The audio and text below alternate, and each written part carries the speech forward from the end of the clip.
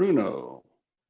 Oh, Bruno's in. I am so proud of all of big hugs, Brian, my Canadian group, a lot of Westerners here. That's cool. Hey, and Shori's here. Hello. Okay, so I just clicked the live button. So we're live on the internet, guys, on YouTube. Awesome. And I'll hit the recording button too. So, okay. So let's kick it off. And if some others join in, we'll just let them in the room. So I am Dr. Brian Sanders, new to the doctor scene. Here comes Bob Irving. Been teaching for over 20 years, and ed tech is my focus. And I spent over 20 years also teaching high school English, so I combined the two for many years. And now I'm focusing specifically K through 6 as their computer teacher, as they call me, or Mr. Computer. So, you know, I just to kind of quickly move forward here, not spend too much time on intros, although I want to hear a little bit about from everybody here. Melissa's back. So the goal here is really just to get smart people in the room, educators, and all different levels, and just talk about, brainstorm, figure out ways that we can work on championing the idea of pivot, and just take this really awful, frightening, terrible thing going on in the world and look at our work and say, okay, so our work hasn't stopped, it's changed. So how do we change it and change it for the better, and maybe look at some of the practices that we've been ignoring changing over the years, or have been slow to change over the years. And now that we're kind of in this rush to change, let's figure out how to do much more than digital worksheets, and do much more than just having kids sitting in a live synchronous classroom for 7 hours, and brainstorm some other things. And where we left off last time was talking about, or getting to talk about, assessment, and whether or not we were even doing assessment, or if we are, how are we doing assessment? And I put out on Twitter sort of like the big question of like, are you really assigning points? Like, is that really what's going on right now? And sort of maybe talking about that and trying to figure out ways that we can gently, and maybe not so gently, urge some things along to be more experimental, more project-based, game-based, long-term, student-driven, etc. So that's my long preamble. So for those of you who are, I don't know, Verena, should we do intros? We got a lot of us now. So how about you do, everyone gets like 15, 20 seconds, give us who you are, where you're from, what's your focus, then we'll chat.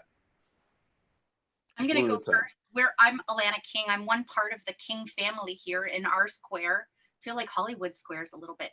And what I wanted to do is I'm going to introduce Tim, the person to my left. Tim is one of Canada's Making IT Happen award winners this year. He's a tech teacher, secondary educator, and generally really interested in cybersecurity, software development in 3D places, and AR, VR, all of those good things. But what he does in his day job is he teaches computer tech. There you go. And I'm sitting next to Alana King, my lovely wife. And she's the Angela Thacker Award winner for the Library Associations in Canada this year.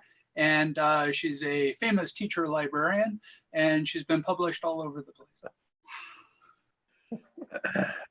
Hi, I'll jump in. I'm Jory Crolder, and I teach English in Northern California at Paradise High School. It's a rural school where that Paradise, the one that burned down last year. So we've been through this a couple times. And yeah, I'm just really interested in figuring out how to maintain community with my students. That's my #1 priority right here. I'm Bob Irving. I teach middle school computer science in Charleston, South Carolina. And I'm a disciple of Seymour Papert. So we just had a big thing about him on Twitter. But anyway, that's all I do. Is I'm just a teacher, but I do believe in his vision. So trying to do it the best I can every day.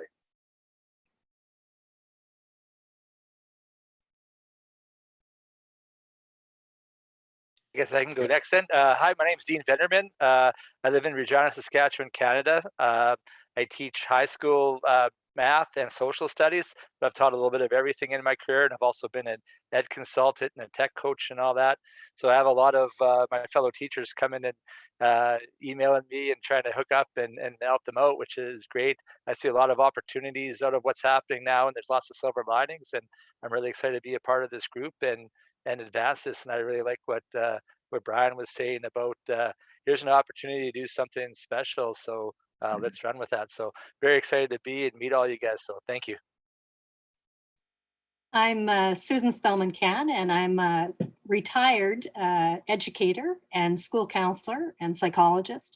And my interest is really to continue to help people who are doing this, being that I'm retired, and there are a lot of school counselors pivoting online as well. And I really want to help keep everyone to help them keep mental health at the top of their priority list when they're moving online. Hello to all. I'm Bruno Castelli. I'm from Lethbridge, Alberta, Canada, working for Palliser Beyond Borders. So we're broaching on year 7 now. Actually, we started out with Verena as one of our administrators and co-workers. And so this is year 7 that we've been working online. We've always believed that, in high school, a lot of the students are leaning towards online. They're not into getting up at 8:30 in the morning and showing up for classes till 3:30. It just isn't working for them. Mental health is certainly something that I've noticed is growing at near as quick a rate as COVID itself. So trying to figure out how to maintain what I believe to be the relationships that is required to allow these kids to find success and to completion. And that's a tough task, but we're getting closer and closer every year. So I hope to be able to share and learn a little bit about that. Thank you.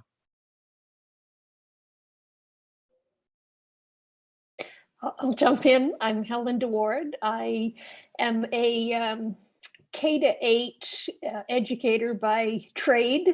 I'm a refired teacher. I'm now teaching with the Faculty of Education at Lakehead University here in Ontario. Teaching online right now from the Orillia area, and my focus is critical digital literacy with teacher candidates who are going into the K-6 space. So really looking at how they can take this pivot in terms of teacher candidacy, because they can't obviously take ownership of their placement time, but they still have a lot of skills and abilities to share and give to the teachers who are trying to pivot.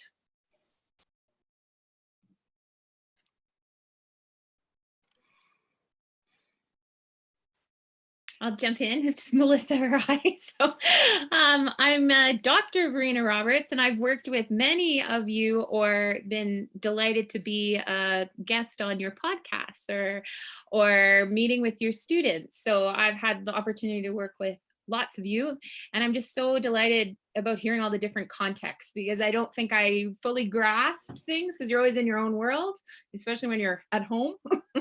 And you've all talked about how you're coming from different perspectives. I am currently a sessional instructor, which means I teach graduate courses at 2 universities in Western Canada, U of C and UVic. And I'm hopefully going back to my district, Rocky Schools, in September. And I don't know what I'll do. Whatever I get, I'll be happy with, because that's a really strange concept. The idea of what's happening in September when you're going back to a district. Can't even think about it. And I'm just grateful that you're all here today. Oh, the other thing that is important is I have 3 kids, and they're all at home, all online right now. So I am that parent perspective as well. There we go. You're the parent and you're also the doctor. It must make it tough there. My name is Melissa Renchie. I teach in a STEM high school in Redmond, Washington. And we've been home, I think, for now about 3 weeks with the kids doing enrichment projects. And then we'll be transitioning to spring break, because we're a district that's going to have a spring break, which is kind of nice. And then starting on April 13th, we'll start online learning.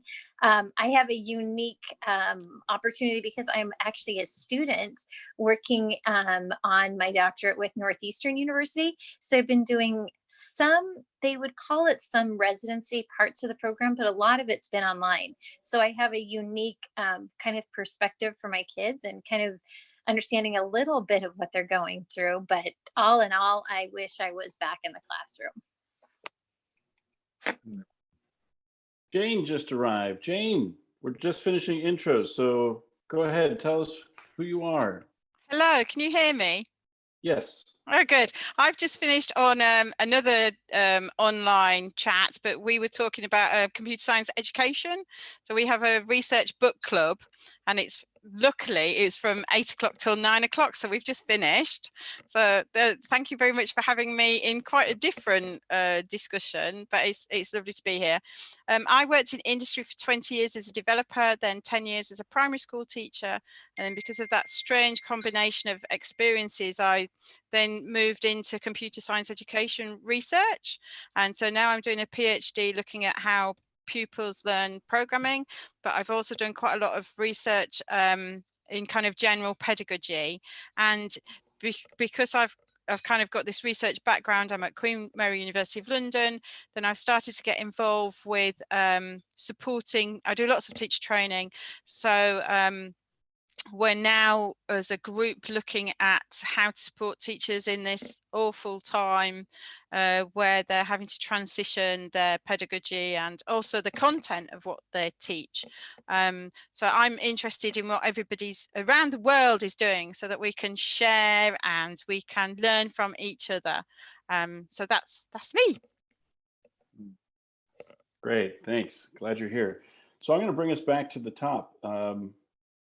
We left off last time, oh, John's showing up, talking about how are we going to handle assessment, if we're going to handle assessment at all. And I've seen a lot of different strategies ranging from, turn in your work by 8 p.m. tonight, and it will be in the grade book. I've seen some people say, you know what, just go read a book and let us know, in our next drop-in, what you think about what you're reading. I've seen, people talking about getting into games and projects and doing things offline and then sharing results. But I will admit that I've seen too much for my liking, something that mimics traditional school and traditional assessment and marching forward with already planned out curriculum. So I'm trying, that's why I'm working to gather us all together here and have us talk about and figure out ways that people can, consciously and, with creative and intellectual thought that's constantly evolving, put out some ideas for people to consider that looks at this moment and says, no, we're just going to do something completely different, and let us help you brainstorm. Not that we have all the answers, but just let's talk about it and maybe lay some sort of guidelines. I don't know. I even hesitate to do that because I'm concerned about the number of lists of things that people are publishing. That we do this, and I don't know. I'm overwhelmed by it. So I'd like to get your thoughts on specifically assessment. Are you doing it? How are you doing it? Well, I can start. We're on our third week of online learning, and I teach 10th grade, 11th grade, and 12th grade English, including AP literature. And we find out tonight what the AP test is going to look like. So that's something else entirely. But I noticed that, and we've been doing for my regular 10 and 11 classes, I've had them just reading in a book of their choice and keeping a daily journal that I respond to daily. And I have been giving them points for weekly for just a reading log that's easily fakeable. It's not like it's holding them necessarily accountable, but it's been a way, doing the points has been a way of me seeing who's actually paying attention online and being able to check in with kids and see if they're there. And the ones that I didn't see, I was able to call up and actually say, how are you doing? Do you have online access? Today, we're supposed to turn in grades. And so I went back to the beginning of 2 weeks ago and just, it's NA, you know, non-applicable. I NA'd everything in Aries that hadn't been done, you know. So if a student just didn't turn it in at all, I gave them an NA, and if they turned it in, so their grades can only go up, basically. And I think this is the general philosophy right now of most of my teachers. Our admin hesitates to put out a policy. I think the fear is that kids won't be motivated. But here's the thing, the kids that are motivated are going to be motivated regardless necessarily. You know what I mean? The kids that are showing up, many of them are going to show up anyway.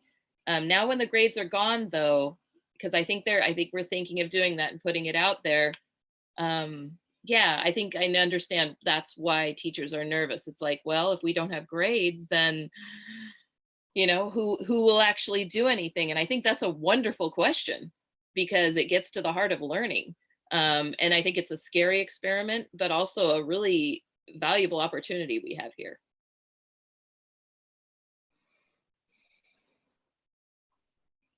I'll jump in next. I might have to leave to tend to some students. The government here has also indicated that, you know, grades are something that we may have to be really soft on. And I've always had a tough time understanding where the grades and the learning actually come together as one to begin with. Assessment in general in that 1 and 2 columns of formative and summative, I've also had a really tough time with, because again, trying to fit learning into both of those columns sometimes is a task unto itself. So in terms of assessment, our diploma, so our provincial exams have been canceled for obvious reasons.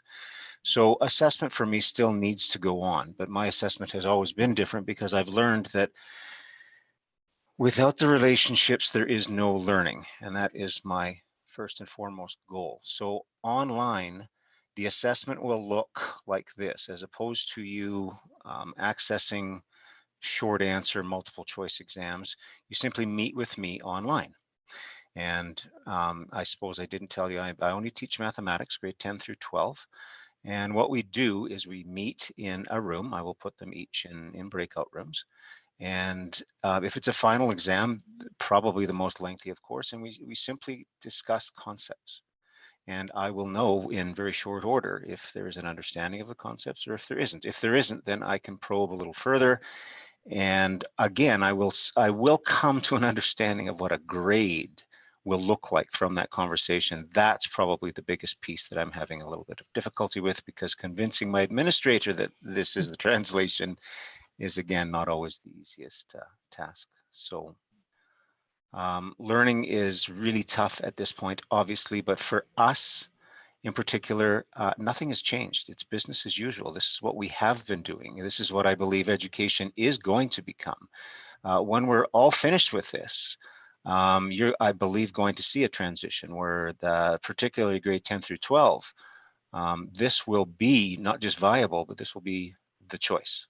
And so we need to help others get to this point as soon as possible, for sure, for the kids' sake.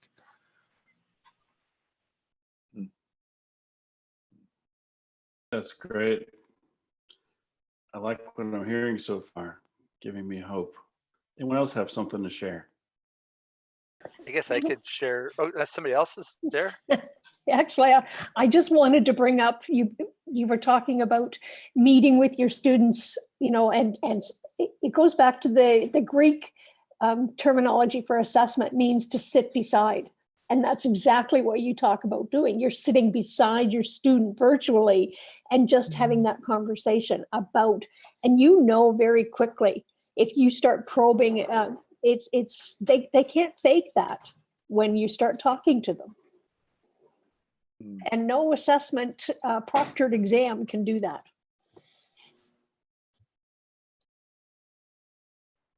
I guess I can share what we're doing here. It's kind of interesting in Saskatchewan here. I think Alberta is the same in some ways. Anyways, what our premier said is that everybody is passed. So if you're in grade 2, you're in grade 3. If you're in grade 7, you're in grade 8. And in high school, what's happening is if you were failing, you got a 50, you've passed, and you go on, and away you go. If you had an 80, you stay an 80, and that's it. You can stay with an 80. So right now, what we're trying to do is reach out and make connections with our students and see what they want to do. So they have to do a little survey right now, whether they're, just going to take the mark that they have, and we'll see it when we can get back together, or do you want to partake in supplementary learning? And with that, the kids have the option to or not. They could just say no, like maybe they got things going on at home, what have you, and then they're kind of on their own, unfortunately, whatever their situation is. But if they do, their mark can only go up, like some people were mentioning before. So if you're at an 80, you can't dip below an 80, but you could get, with doing assignments and whatever, you can go higher and that type of thing. So I'm going to try to have a variety of different things. I really want to do, like you're saying, like a SIP side and engage. I want to get in maybe Minecraft together and build things with my students. I just want to meet with them and maybe even just play some trivia or something and just kind of get that relationship going and get them engaged. Because I see a lot of the teachers that I work with are struggling. They can't get their head around, they want to do the same thing, and they're worried about integrity of assessments and tests and this and that. And it's kind of sad. Instead of, well, no, like you're just saying, assess and have discussions with your kids. Because I think a lot of kids, if it just stays traditional and you just try to move your worksheet from in a classroom to online, the kids are just going to say, I'm going to just peace out and take my mark and see what happens. Because there's going to be a huge gap when we start again. If kids engage and they learn concepts, especially in something like math, when we do get back to normal, which I agree, I don't, like with Bruno, I don't think we will get back to normal. But a lot of people, like the kids will have a huge gap in learning. So what are we going to do with that? So I do think we need to change and we need to improve. And hopefully this is a silver lining where we can meet students where they differentiate learning, offer different things. And I love what Bruno had to say about having those rich conversations with kids. And I do hope Bruno's right with that this will change.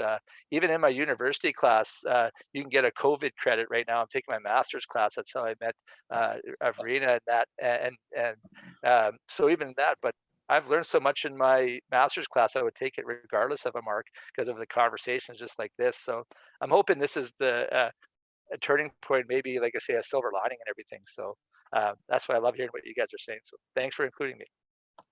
Can I ask a question really quick? Put a question out there related. My class is mostly based on discussion. And that's where a lot of the learning take place. I'm a terrible lecturer, and I learned that early on. I've been teaching over 20 years, and so I have finally honed the art of discussion and getting kids engaged in it and critically thinking.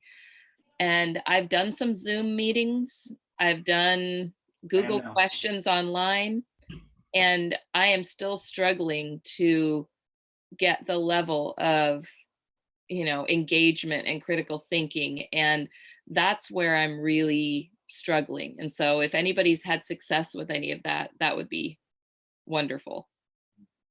If I can jump in yet again, we went to a blended education symposium for the last 4 or 5 years. And we finally had a panel of students that were online learners. And we just asked them many significant questions. The one that rung the loudest chord with me was that they needed more feedback. They needed more immediate feedback. They needed more feedback that made sense to them, not just check marks but conversations. And they needed courses, online courses that were navigable and understandable. So upon getting back here, I decided I was going to try something called Lifetime. Everybody these days needs all their information now with extreme immediacy and much choice through that immediacy. So what I do is I just dedicate one screen strictly to emails. And I've designed all of my assignments, tasks, quizzes. As soon as they're submitted, they go directly to my email. I immediately open them and I offer them feedback immediately. So part of the deal is if you want to stay in my course, your email gets opened up first, your course gets opened up second, so that when I offer you this live feedback, it's responded to as well. So, and in math, it's simple. English, certainly more challenging there. Your discussions could certainly be held online though, at least just an intro through the email saying, hey, how about 1:15, or hey, can we meet for 5-10 minutes? But the immediate feedback, the live time for me, I can't, like, I've increased not only success rates, but completion rates, and the relationships are awesome for math. I mean, this is a tough one to get kids connected to for sure. Just want to make sure everyone takes a look at the chat at some point. There's a lot of good ideas being passed back and forth in our little chat here, and I'll archive those as well. There might be other thoughts here, but I don't want to cut you off, but I just want to keep urging a little bit here, push forward.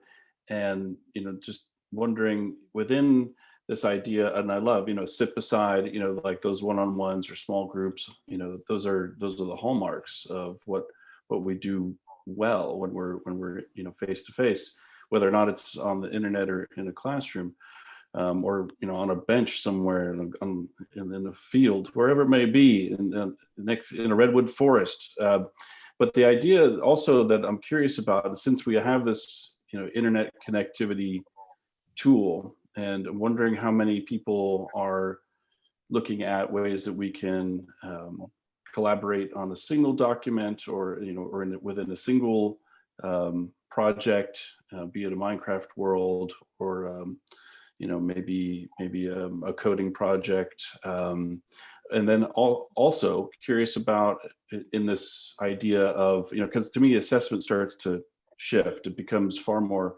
formative and also informed by what students are talking about and sharing in the process that you come along, right, and you join the process of their learning, and that starts to shape pedagogy, curriculum, and assessment as you go, right?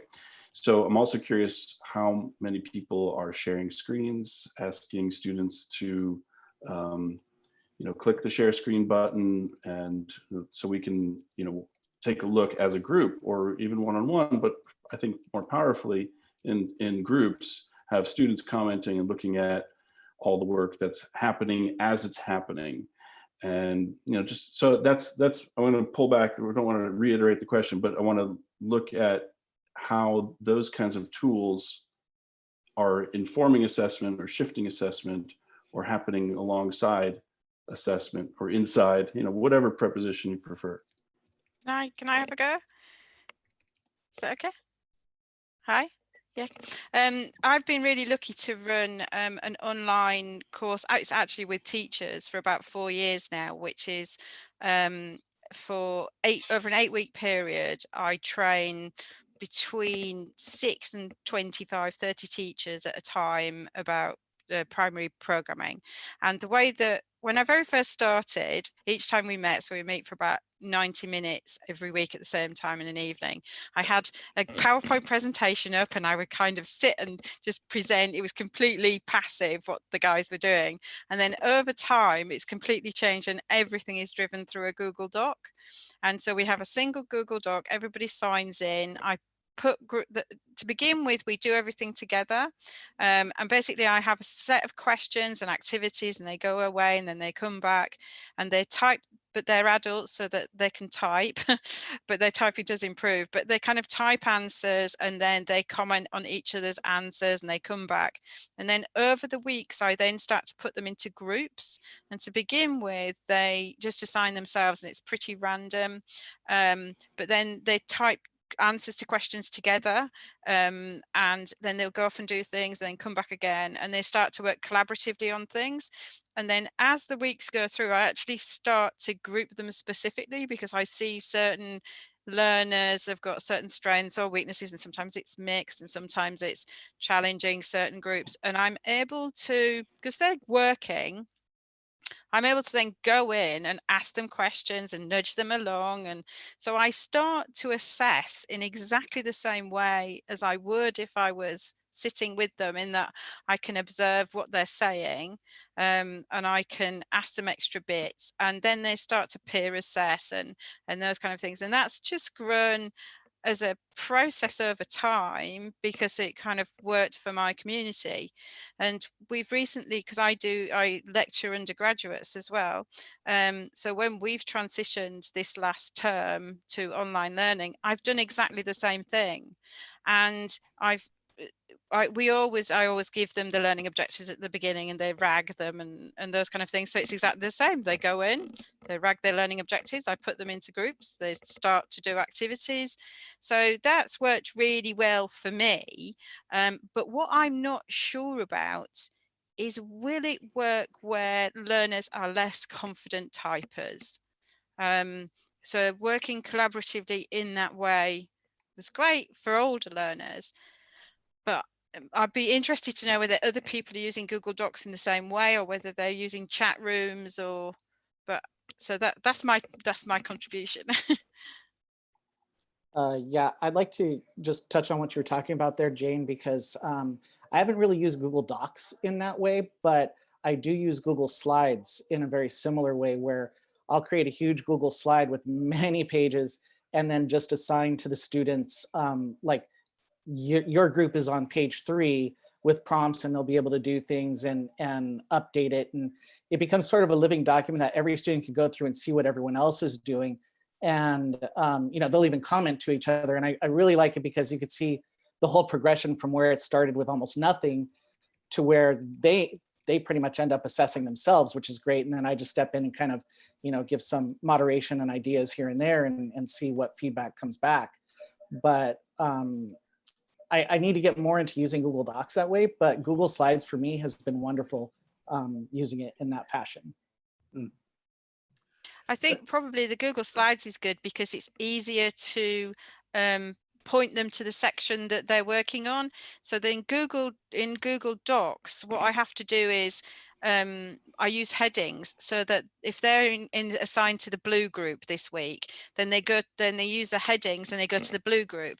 And I have this really crazy thing that actually starts to happen, is that I have to put the higher retainers at the bottom because of the document, because otherwise what happens is the kind of the ones who don't quite know things, they just read what everyone else has written. I'm going, no. So you kind of, which I know is a little bit naughty, but and then they start to realize, but but it is really interesting how the affordance of the tool in some ways constrains you, but then you start to find workarounds. But I'm going to use I might use a Google slide to see how that works. I really like that idea, so thank you.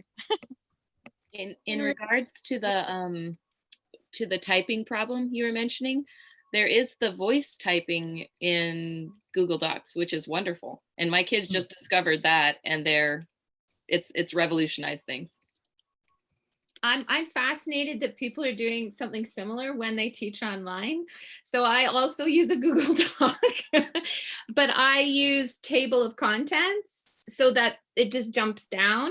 And I agree, John, with the younger grades, I use the Google Slides. So I don't know. And actually today I was asked by a district, how do you do this? So they're actually looking for resources about this. So if anyone wants to blog about this, please explain how you teach like a 1-hour session. Like, what do you think about? How do you set it up?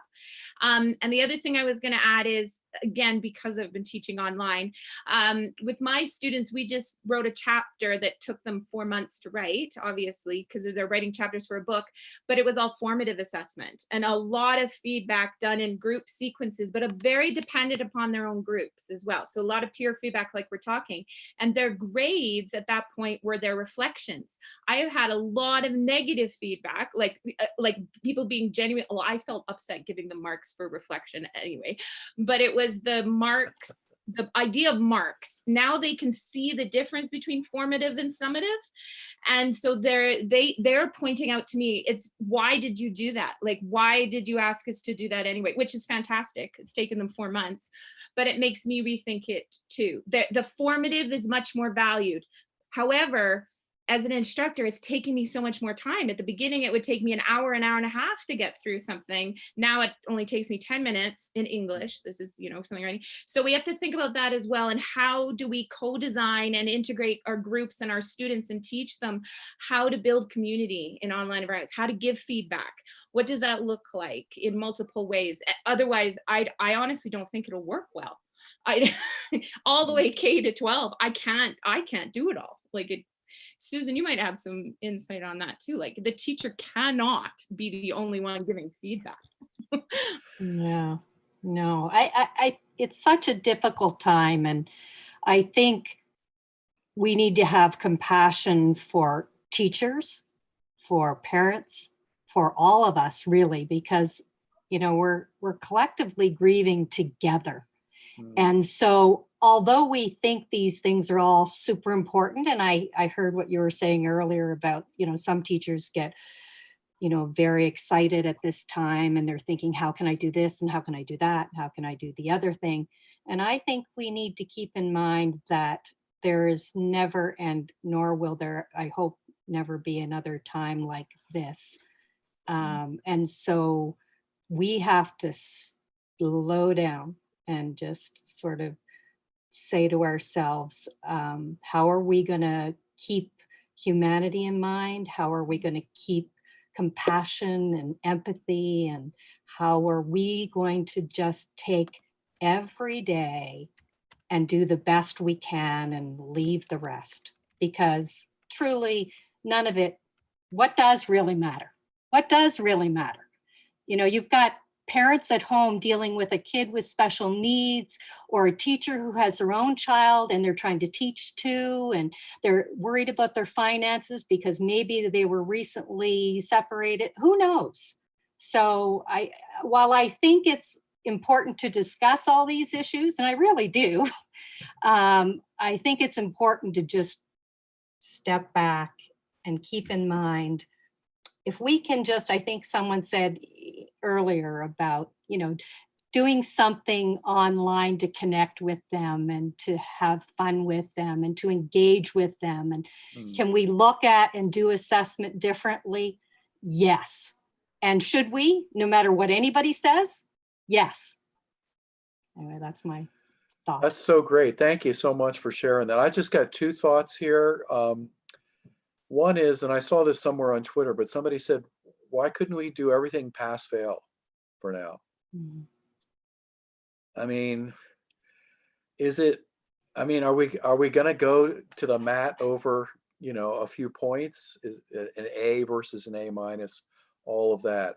I kind of hear what Susan is saying about teaching with compassion. And the second thing I want to say kind of ties in with that, which is, I've always had success using self-assessment with students, even in middle school.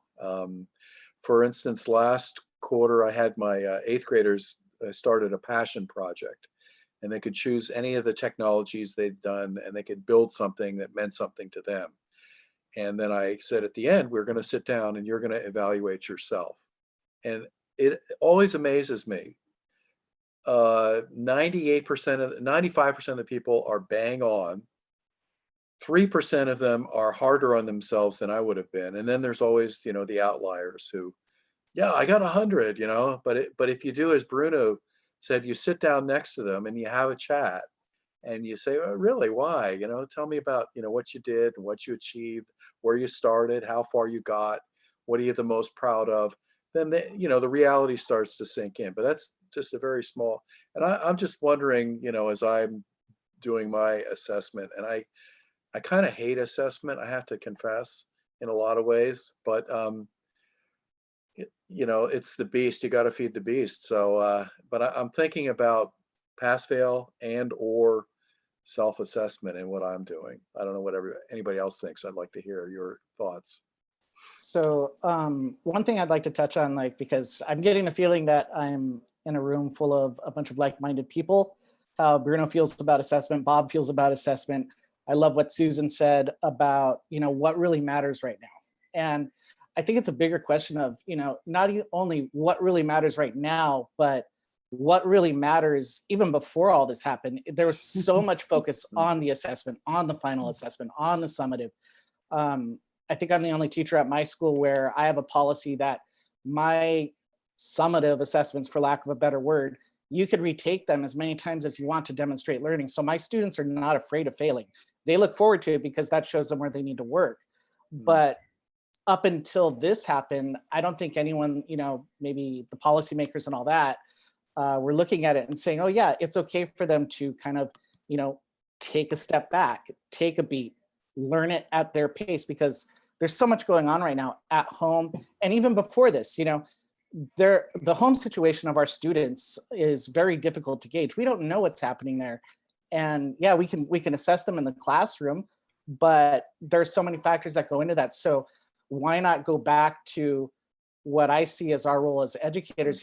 Our job title is teacher, it's not assessor.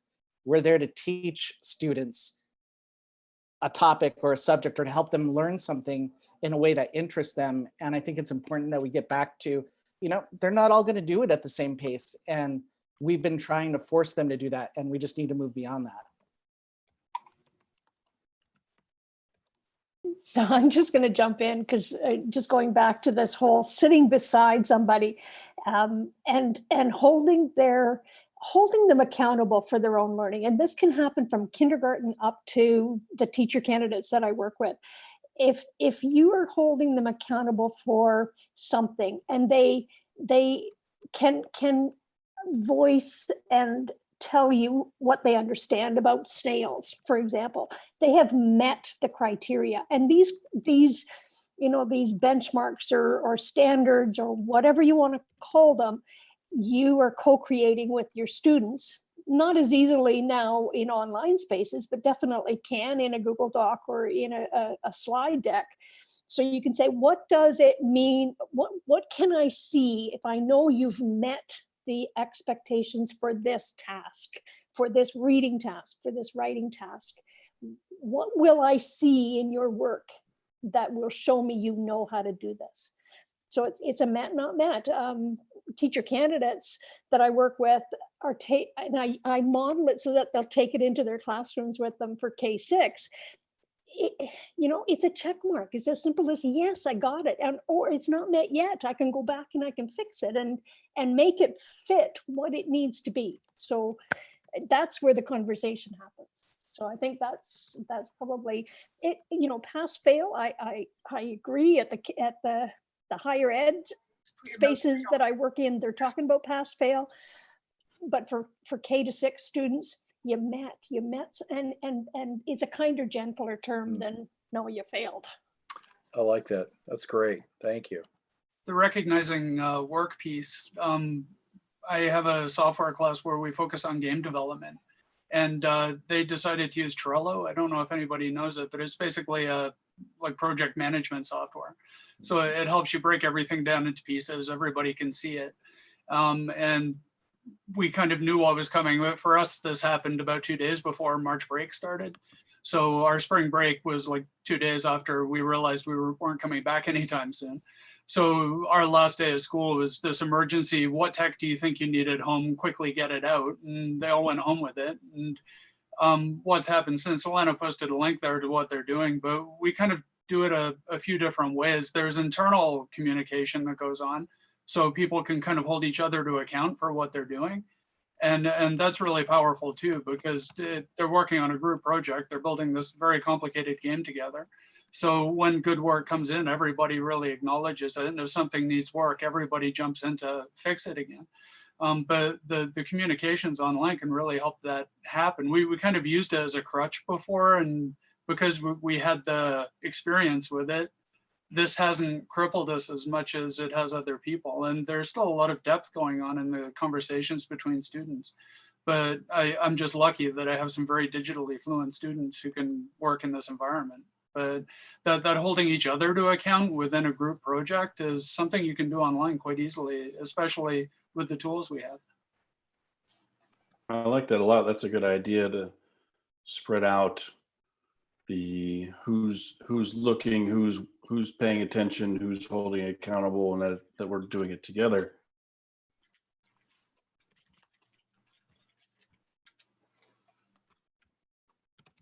I had a situation where we were breaking. It was March 11th. There's Can you hear? Is it okay? Yeah.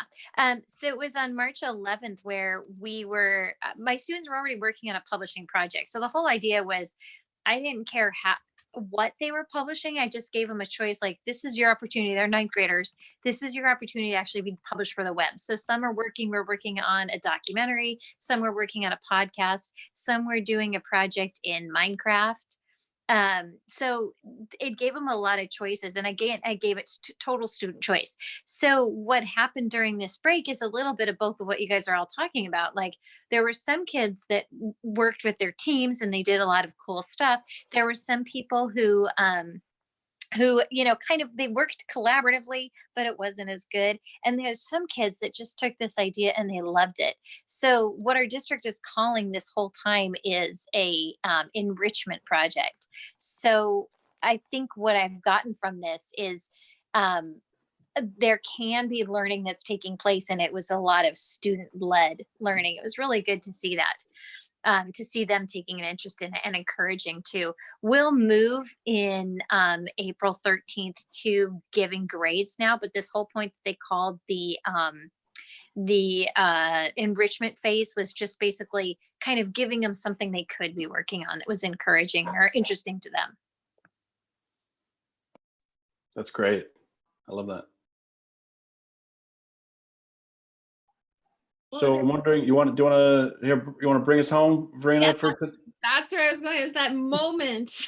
Thank you so much for all coming in and chatting. And our next steps are, like Susan, you're so right. Like, there's just so much going on cognitively, and we all have to be very respectful of that. And in multiple contexts, it's happening in different ways. Like Redmond, Washington has had explosions happening in different COVID ways, and depending where you are around the world, and it's going to keep changing, and we have to be responsive to those needs. So we're going to keep doing a weekly session, keeping in mind we're here. And one of my students said to me, the best thing you could have written was, all we're going to do, all I can offer you is stability. That's all I wrote. And they're like, that was the best thing you could have given me. And I went, oh, okay. So yeah, I felt so good. So if we're going to do this weekly, and then we're going to think about meeting with some of you one-on-one to get more details about what you specifically think. And it'll be a little more detailed. And then I'm going to be working on a website, and Brian and I are going to figure that out so that we can share our resources with more people. So those are the next steps.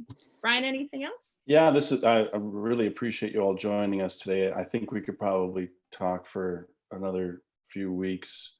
Thank you for all you've contributed. I want to also put out there what I'm hoping to get you to all think about and tweet about, and maybe join us again in our next one, is the I don't think we've yet discussed in its, you know, all of the ways that it can be discussed. How do we lean into student voice, student inquiry? How do we look at this moment as an opportunity also to make sure that we're asking students to join us in designing the curriculum and following their interests?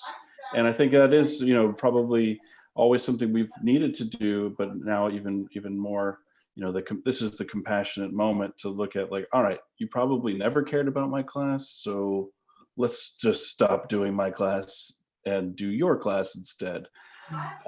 So I'll put that out there for you to think about. All right, any final words or funny faces you want to make before we close the stream? Thanks, Tim. Thank you so much for coming. I know how busy all of you have been. It's precious from my heart for many of you. Thank you to all. It was awesome. Thanks.